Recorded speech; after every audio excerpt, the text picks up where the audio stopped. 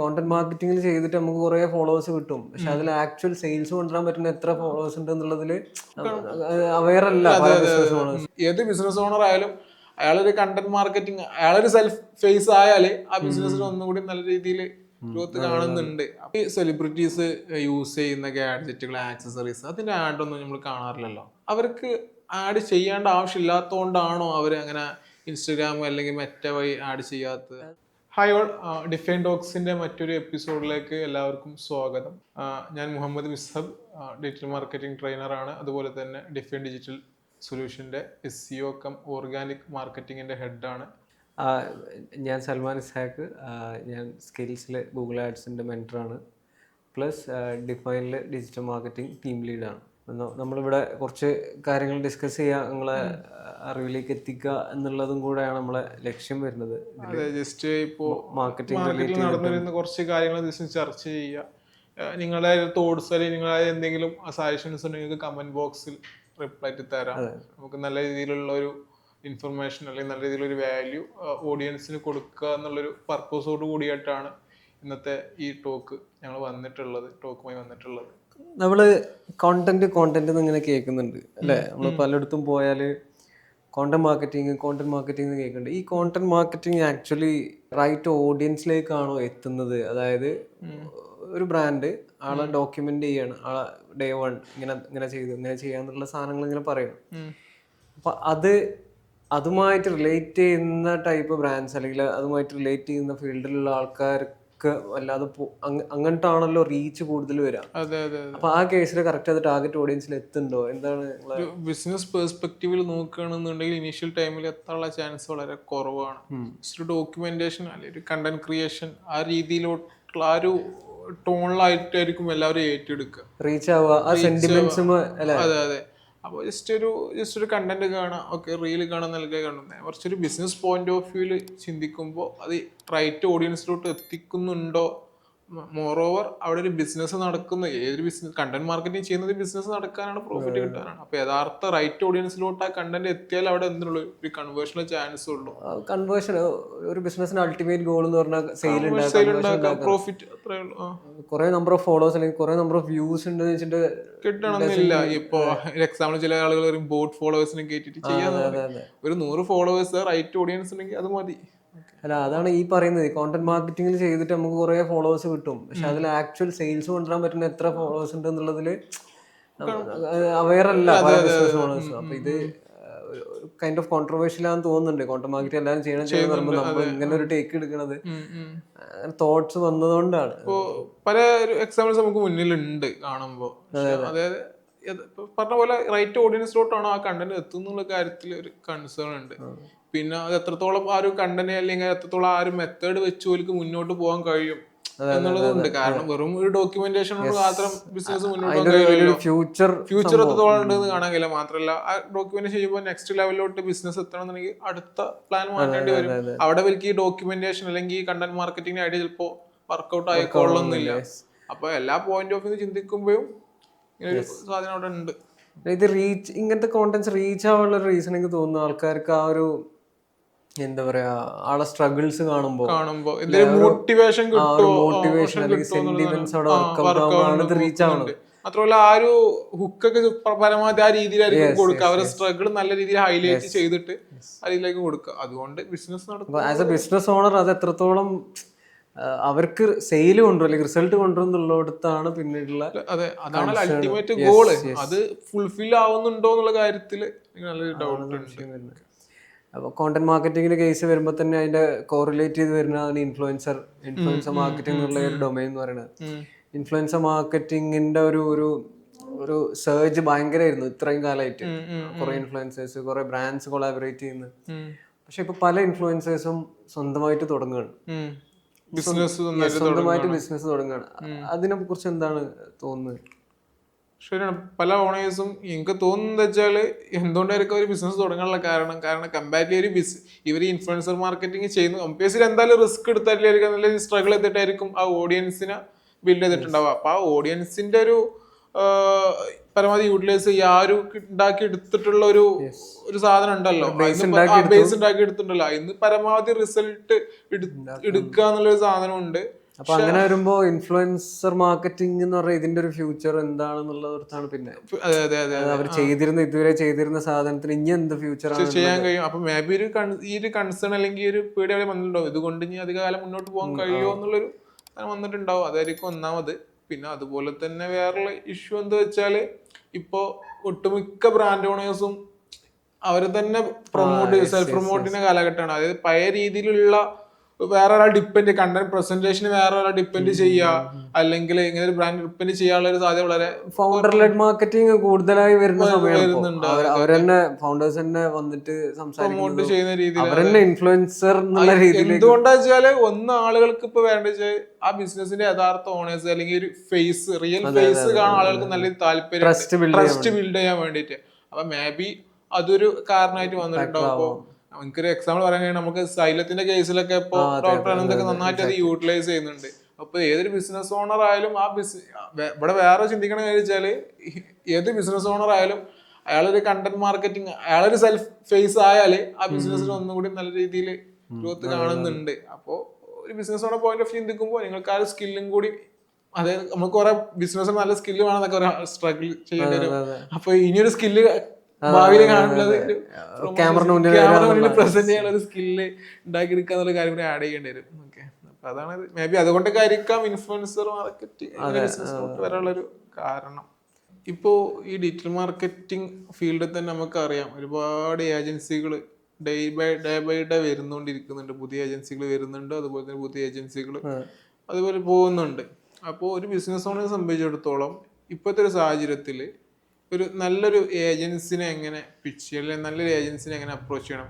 ഞാനൊരു ബിസിനസ് ഓണറാണ്, ഞാനൊരു particular education field water it may be, ഞാനൊരു ബിസിനസ് ഓണർ ആണെങ്കിൽ ഞാനൊരു ഏജൻസി ചൂസ് ചെയ്യുമ്പോൾ എന്തെല്ലാം കാര്യങ്ങൾ ശ്രദ്ധിക്കേണ്ടത്? ഇതില് രണ്ട് വശങ്ങളുണ്ട്. എല്ലാ സർവീസും കൊടുക്കുന്ന ഏജൻസീസ്, അല്ലെങ്കിൽ ഒരു സർവീസിൽ എക്സ്പെർട്ടീസ് ഉള്ള ഏജൻസീസ്. രണ്ട് ടേംസ് പറയും, ജാക്ക് ഓഫ് ഓൾ ട്രേഡ്സ് എന്ന് പറയും, അല്ലെങ്കിൽ മാസ്റ്റർ ഓഫ് വൺ എന്ന് പറയും. അപ്പോൾ ഇത് എങ്ങനെയാണ് ഒരാള് ഒരു ബിസിനസ് അപ്രോച്ച് ചെയ്യുന്നത്? ഇപ്പോൾ ആൾക്ക് വേണ്ട കോർ സർവീസ് സോഷ്യൽ മീഡിയ അല്ലെങ്കിൽ പെർഫോമൻസ് മാർക്കറ്റിംഗ് ആണെങ്കിൽ അതിൽ എക്സ്പേർട്സ് ആയിട്ടുള്ള ഏജൻസീനെ നോക്കിയിട്ട് അവരെ റിസൾട്ട് കാര്യങ്ങളൊക്കെ നോക്കി അവരെ കാര്യങ്ങളൊക്കെ നോക്കിയിട്ട് അവരെ കൂടെ വർക്ക് ചെയ്യണമാവും കുറച്ചുകൂടെ നല്ലത്. ജാക്ക് ഓഫ് ഓൾ ട്രേഡ്സിന്റെ പ്രശ്നം എല്ലാറ്റിലും തലവെക്കും. അവർക്ക് ഫോക്കസ് ചെയ്യാൻ പറ്റില്ല. പക്ഷേ അങ്ങനെ നല്ല രീതിയിൽ ചെയ്യണ കുറെ ഏജൻസീസ് ഉണ്ട്. യെസ്, അത് എല്ലാറ്റിലും കോയിൻസിന്റെ രണ്ട് വേർഷനാണല്ലോ. അപ്പോ ഒരു പ്രാക്ടിക്കൽ വേ എന്ന് പറഞ്ഞാൽ, ഒരു നല്ല വേ എന്ന് പറഞ്ഞാൽ എനിക്ക് തോന്നുന്നത് എക്സ്പെർട്ടീസ് ഉള്ള, അതിൽ എക്സ്പീരിയൻസ് കാണിച്ചിട്ടില്ല, ഒരു സർവീസിൽ എക്സ്പീരിയൻസ് കാണിച്ചിട്ടുള്ള ഏതെങ്കിലും ഏജൻസീസിന് ആ സർവീസ് അവരെ ഏൽപ്പിക്കുക. ഇനി ഇവർക്ക് വേറെ സർവീസ് വേണമെന്നുണ്ടെങ്കിൽ ആ സർവീസിൽ എക്സ്പേർട്ട് ആയവരെ ഏൽപ്പിക്കണം. സംഭവം രണ്ട് ടൈപ്പ് ഓഫ് കോണ്ടാക്ട്സും കാര്യങ്ങളൊക്കെ ഉണ്ടാവും. ഒരു ടീമിനെ തന്നെ ഏൽപ്പിക്കുമ്പോൾ മെയിൻ അഡ്വാൻറ്റേജ് അവിടുത്തെ ആൾക്കാരായിട്ട് എല്ലാവരും. പക്ഷെ ഈ റിസ്ക് ഏറ്റെടുത്താൽ റിസൾട്ട് അതില് കൂടുന്നുള്ള ഒരു മൾട്ടി ചാനൽ കമ്മ്യൂണിക്കേഷൻ വേണ്ടി വരും. അതൊരു സ്ട്രഗിൾ ആക്കി എടുക്കാതെ റിസൾട്ടിനുള്ള ഒരു ഇൻവെസ്റ്റ്മെന്റ് സ്ട്രാറ്റജി ആക്കി എടുക്കുക. അങ്ങനെ എടുത്താൽ കുറച്ചുകൂടെ നന്നാവുന്നതാണ് ഫീൽ ചെയ്യുന്നത്. ഇപ്പൊ അങ്ങനത്തെ ഓരോ സ്പെഷ്യലൈസ് ചെയ്തിട്ടുള്ള ഏജൻസികൾ വരുന്നുണ്ട്. എനിക്ക് തോന്നുന്നു അങ്ങനത്തെ ഏജൻസിക്കാണോ മാപ്പി ഫ്യൂച്ചറിൽ അങ്ങനെയും പറയാം. ശരിക്കും യുഎസിലും കാനഡയിലൊക്കെ ഗൂഗിൾ ആഡ്സിന് വേണ്ടി മാത്രം PPC ഏജൻസീസ് ഉണ്ട്. അവർ എക്സ്പേർട്ട് ആണ് ഗൂഗിൾ ആഡ്സ് ചെയ്യാൻ. അപ്പൊ അങ്ങനത്തെ ആൾക്കാർക്ക് അവരെ വേണ്ടവര് അങ്ങോട്ട് പോകും. അതാണ് എനിക്ക് തോന്നിയിട്ടുള്ളത്. ഞാൻ അങ്ങനെ പലപ്പോഴും ആലോചിക്കാറുണ്ട്. അതായത് ഈ സെലിബ്രിറ്റീസ് യൂസ് ചെയ്യുന്ന ഗാഡ്ജറ്റുകൾ, ആക്സസറീസ്, അതിന്റെ ആഡൊന്നും നമ്മൾ കാണാറില്ലല്ലോ. പക്ഷെ അവർക്ക് ആഡ് ചെയ്യേണ്ട ആവശ്യമില്ലാത്തതുകൊണ്ടാണോ അവർ അങ്ങനെ ഇൻസ്റ്റഗ്രാം അല്ലെങ്കിൽ മെറ്റ വഴി ആഡ് ചെയ്യാത്തത്? അതിലെന്തെങ്കിലും ഇതുണ്ടോ? അതിൽ രണ്ട് വശങ്ങളുണ്ട്.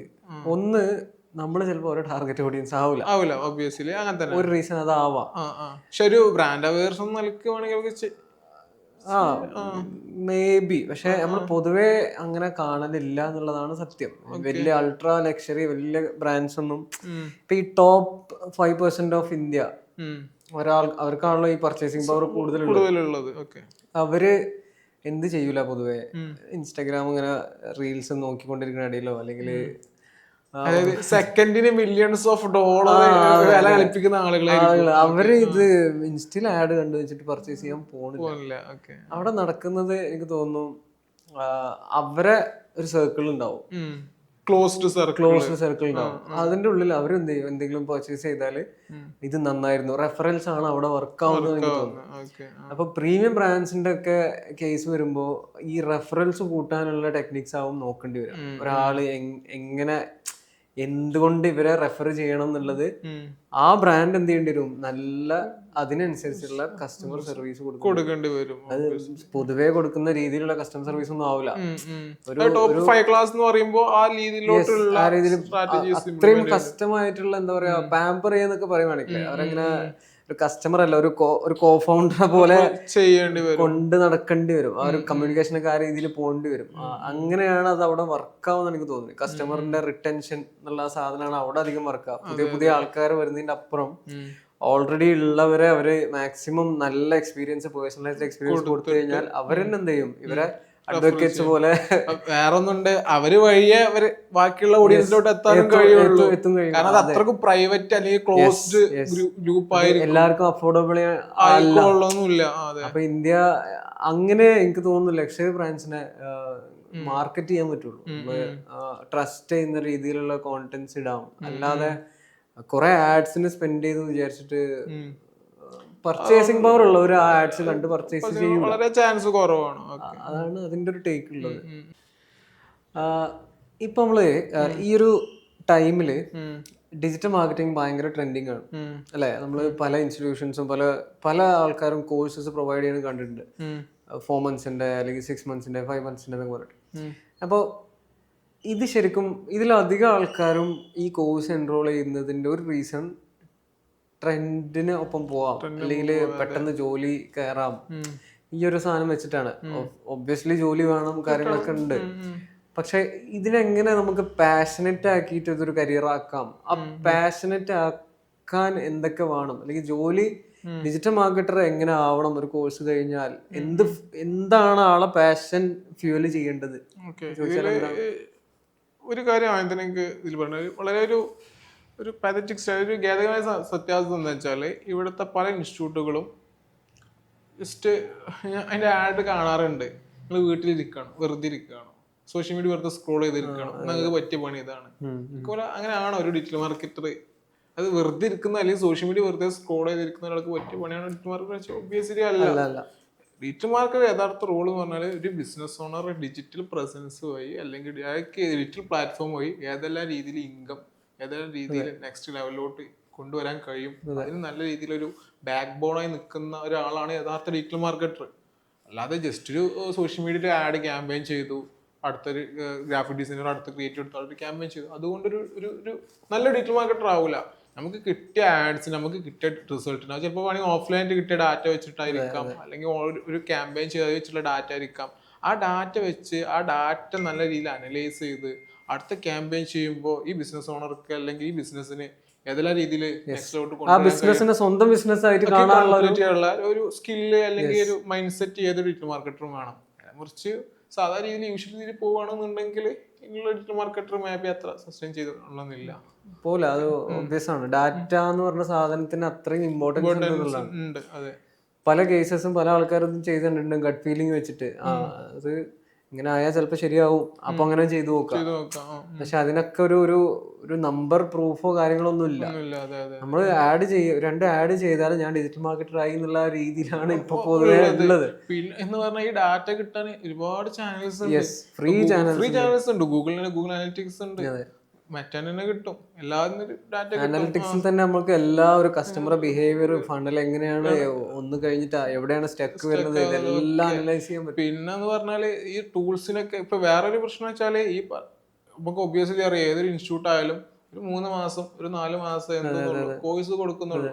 ഈ കോഴ്സിലൊക്കെ ഈ ഡാറ്റ അനലൈസ് ചെയ്യാനുള്ള ടൂൾസ് ആയിക്കോട്ടെ, ഡാറ്റ അനലൈസ് ചെയ്യാനുള്ള സ്കിൽ ആയിക്കോട്ടെ, എന്തിനധികം പറഞ്ഞു പ്രാക്ടിക്കൽ സെക്ഷനിൽ പോലും കൊടുക്കാത്ത ഇൻസ്റ്റിറ്റ്യൂട്ടുകൾ ഇവിടെ ഉണ്ട്. അപ്പൊ ഇതൊന്നും അറിയാതെ ഒരു client work, real work project ചെയ്യാതെ ഒരു പഠിപ്പിച്ചു വിടുന്ന ഇൻസ്റ്റിറ്റ്യൂട്ട്, അവിടുന്ന് പഠിച്ചിറങ്ങുന്ന ഒരു സ്റ്റുഡന്റ് റിയൽ വേൾഡിലേക്ക് എത്തിയാൽ എന്താ ചെയ്യാൻ കഴിയും? ഓക്കെ, അപ്പോ ഈ രീതിയിലുള്ള ടൂൾസ് ഇപ്പോ എനിക്ക് തോന്നുന്നു അധികം ഇൻസ്റ്റിറ്റ്യൂട്ടും മൈക്രോസോഫ്റ്റ് ക്ലാരിറ്റി എന്ന ടൂൾ ഇല്ല പറഞ്ഞു അതിനെ എക്സാമ്പിൾ ആക്കി പറഞ്ഞു എന്നുള്ളൂ മൈക്രോസോഫ്റ്റ് ക്ലാരിറ്റി.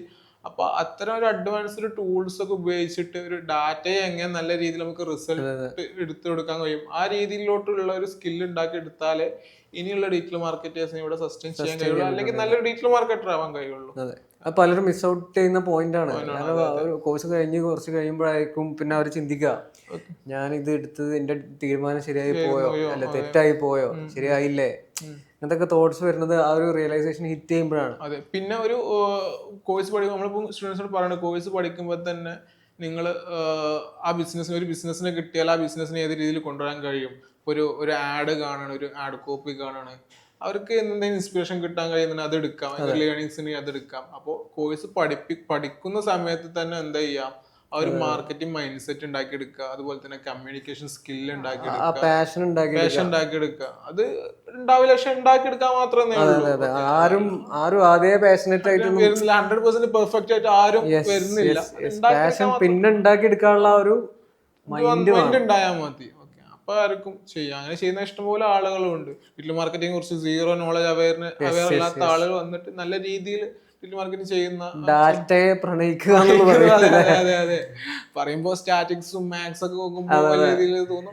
എന്നാലും പണ്ട് കാലത്ത് മാത്സിന് പൂജ ആൾക്കാരാവാം, പക്ഷെ ഡാറ്റനോട് അത്ര ഇഷ്ടമുണ്ടെങ്കിൽ സംഭവം വേറെ അന്ന് ഡാറ്റ നമുക്ക് ഒരു ഡാറ്റ മാത്രമായിരുന്നു. ഇപ്പൊ ഡാറ്റ റിയൽ ഡാറ്റയാണ്, ഡാറ്റ കൊണ്ട് റിസൾട്ട് ഉണ്ടാക്കാനുള്ള സാധനമുണ്ട്. അപ്പോ കുറച്ച് കാര്യങ്ങൾ നമ്മൾ സംസാരിച്ചു. മേബി എല്ലാവർക്കും പറഞ്ഞ പോയിന്റ്സ് ഇപ്പൊ ഡൈജസ്റ്റ് ആയിക്കൊള്ളണമെന്നില്ല. നമ്മൾ മൾട്ടിപ്പിൾ കാര്യങ്ങൾ സംസാരിച്ചു. ബിസിനസ് ഓണേഴ്സിനെ അവരെ പോയിന്റ് ഓഫ് വ്യൂ സംസാരിച്ചു, സ്റ്റുഡൻസിന്റെ പോയിന്റ് ഓഫ് വ്യൂ സംസാരിച്ചു, ഏജൻസിന്റെ പോയിന്റ് സംസാരിച്ചു. പക്ഷെ ഇതിന് ശേഷം നമ്മളൊരു പേഴ്സണൽ പോയിന്റ് ഓഫ് വ്യൂ മാത്രമാണ്, അത് ഒരിക്കലും ജനറലൈസ് ചെയ്യുന്നില്ല. നിങ്ങൾക്ക് നിങ്ങളുടെ രീതിയിലുള്ള സജഷൻസ് വേറെ ഉണ്ടാവും, അത് നമ്മൾ നല്ല രീതിയിൽ അഡ്മിറ്റ് ചെയ്യുകയാണ്. നിങ്ങൾക്ക് എന്തെങ്കിലും കമന്റ്സോ നിങ്ങൾക്ക് എന്തെങ്കിലും സജഷൻസ് ഉണ്ടെങ്കിൽ ഒബ്വിയസ്ലി നമുക്ക് ഡിസ്കഷൻ മുന്നോട്ട് പോകാൻ നല്ല രീതിയിലുള്ള ഒരു ആളുകളനുസരിച്ച് പോയിന്റ് ഓഫ് വ്യൂ മാറാം. അങ്ങനെ ഇതിൽ നിങ്ങൾക്ക് എന്തെങ്കിലും ലേണിംഗ്സ് വാല്യൂ കിട്ടിയിട്ടുണ്ടെങ്കിൽ സന്തോഷം. അതെ, നിങ്ങൾക്ക് എന്തെങ്കിലും ഇതിലേക്ക് പോയിന്റ് ചെയ്യാന്നുണ്ടെങ്കിൽ നിങ്ങൾക്ക് പോയിന്റ് ഔട്ട് ചെയ്യാം. നല്ലൊരു ഇൻഫർമേഷൻ, നല്ലൊരു കണ്ടന്റ് നമുക്ക് എന്ത് ചെയ്യാം, കമ്മ്യൂണിറ്റി കൊടുക്കാം. ആ ഒരു പർപ്പസിലാണ് ഞങ്ങൾ സംസാരിച്ചത്. Okay, thank you.